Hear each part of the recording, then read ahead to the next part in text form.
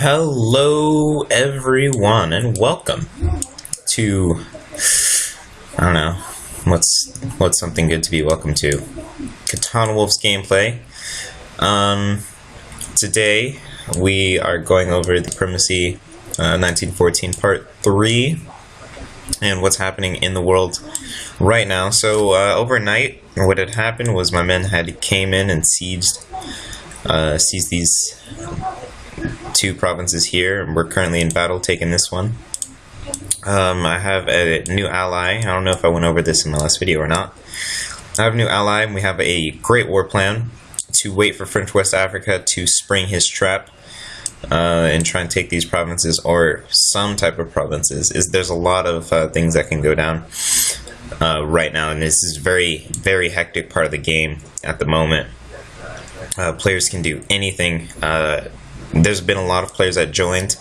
As you can see, there's war going out throughout the entire world right now. Someone actually posted about this East Algeria being a player now. Him claiming the right to East Algeria. I believe his name is Cobra or something like that. I guess that was kind of cool how they're keeping up the role play.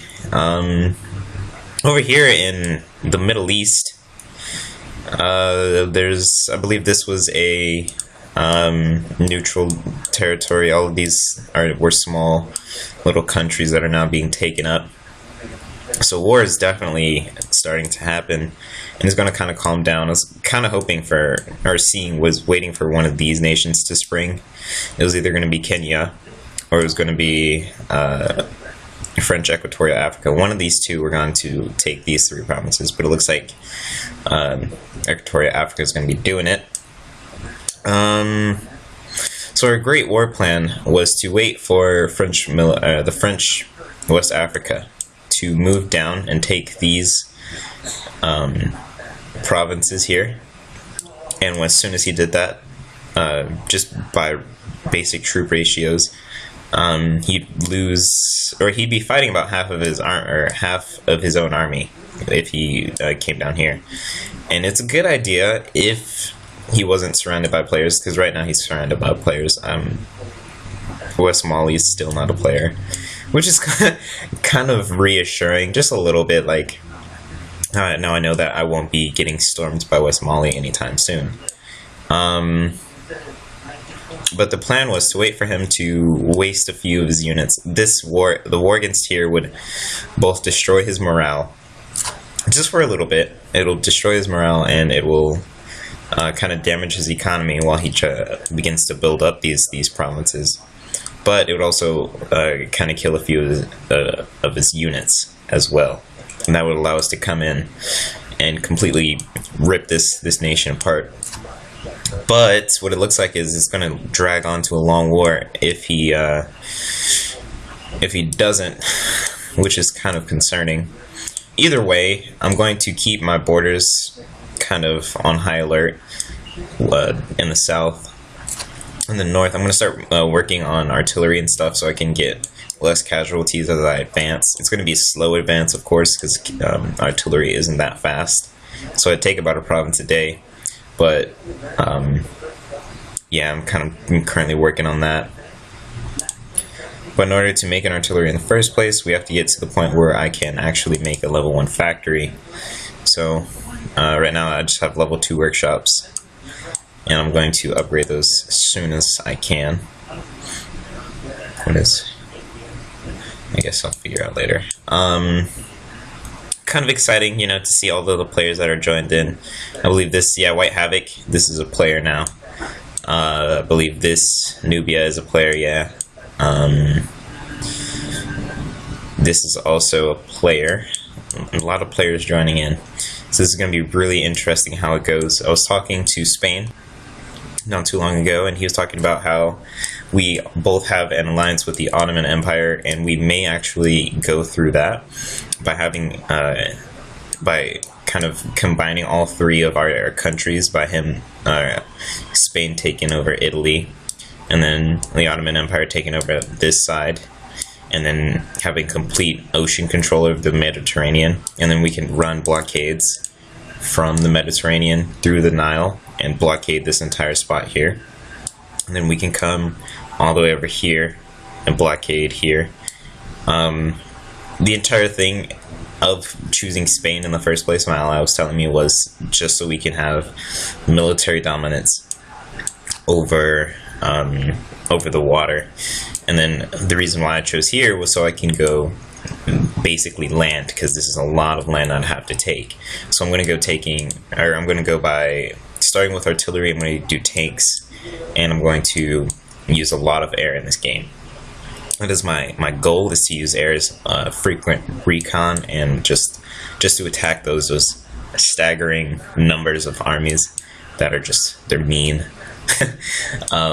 Air is very effective. It is also decently expensive, and if you look at my economy, I'm not building my economy to go for air. I'm actually building my economy to go for artillery and tanks.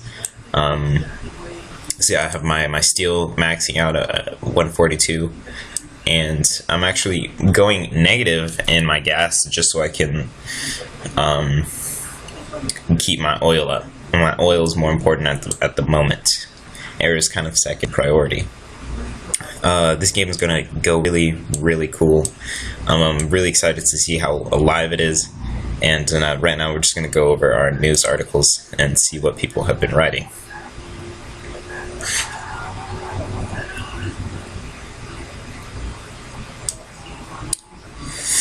So the Brown Bears march to war. Oh snap! So there's a war with Russia, the Bear Empire. I now rename the Ottoman Empire to the Bear Empire. The Bear Empire shall ally with whoever wishes to ally with my empire. Anyway, I have an army to command. I shall destroy and colonize Russia.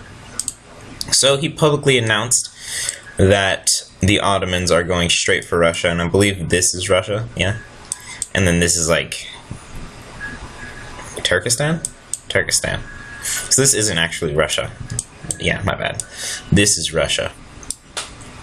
So this is interesting. I like how this is going to play through. Let's see, trade offers. It might be just an AI offer. Oh, what nation is this? Oh, it's the Ottomans. Okay. Alright. Well, I guess it wouldn't hurt. Let's see what he has. So it looks like he's attacking in a weird fashion. Kind of like a cluster of guys. It's weird. I don't know. I've never actually played through with this type of strategy, but like attacking with a cluster of guys. And I know people have done it before, and that's why they the devs added the area effect on artillery, so it'll hit more than just, you know, one unit if all of you guys are kind of clumped up like this, which is cool. But yeah, I believe that was how they did it, was they'd spam a bunch of, or they'd take their army apart, one infantry, like they deploy a bunch of single infantry brigades, like just like this, for example, and they'd have these guys lead their army, so the infantry brigades would be used as meat shields, and you know, the rest of your army would be totally fine. The reason why they did this was when your army is being attacked completely, all at the same time, you'll take higher casualties than just the simple one infantry brigade that's leading. Technically, you can still do this if you lead your infantry brigade with like a couple hours ahead in front of your army, but it's a lot less effective than it used to be, which is totally fine because I never actually used that strategy in the first place. But looking back at my nation, I don't really know what I'm going to do next other than just kind of take my time on Rio de Oro and try and capture them. And that seems just about it. Thank you guys for watching this video. I'll see you guys tomorrow with more interesting gameplay. Hopefully some cool stuff happens so I can show you guys. I'll see you guys later.